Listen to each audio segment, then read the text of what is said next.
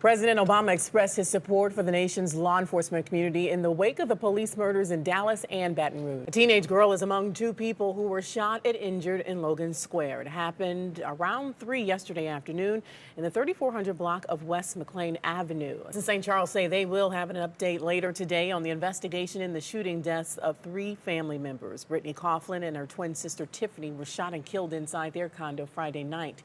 They would have turned 17 on Tuesday. Former Chicago Police Superintendent Gary McCarthy speaking publicly for the first time since being forced to resign over the Laquan McDonald police shooting. During a Harvard University forum about criminal justice reform, McCarthy said releasing the video was not within his authority. A double funeral is set for mother and daughter actresses Debbie Reynolds and Carrie Fisher.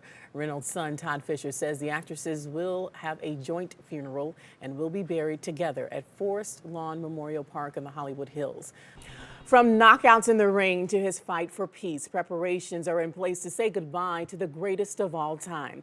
Boxing legend Muhammad Ali died Friday at the age of 74. Well, good morning to you guys. I'm here on LaSalle near Central. This is a main artery into town, and really you can hardly see anything. It's pitch black here on LaSalle Street. All you can see really are the police cars and their flashing lights. That's because they're blocking many of these side streets. That's where the bulk of the damage is here in Ottawa. We're talking about the southern part of Ottawa, which is on the southern part of the Illinois River. Outside Irish Parade is today, but yesterday the celebration was happening downtown. It started with the annual dyeing of the Chicago River. Isn't that pretty?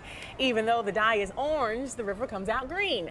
Thousands line the river to witness the tradition that began more than 50 years ago. The artist who created Chicago's iconic Cloud Gate sculpture, better known as the Bean, is outraged over a very similar sculpture now on display in China. Here's a look at the Chinese version of the Bean.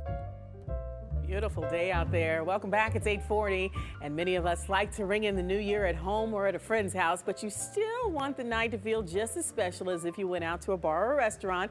So joining me now is Johnny Contraveils. He's a bartender at 2 of Chicago's hottest spots. We're talking about Fulton Market Kitchen and the Wit. We're talking about the roof on the Wit. Rooftop at the Wit, yeah. I've been there quite a few times.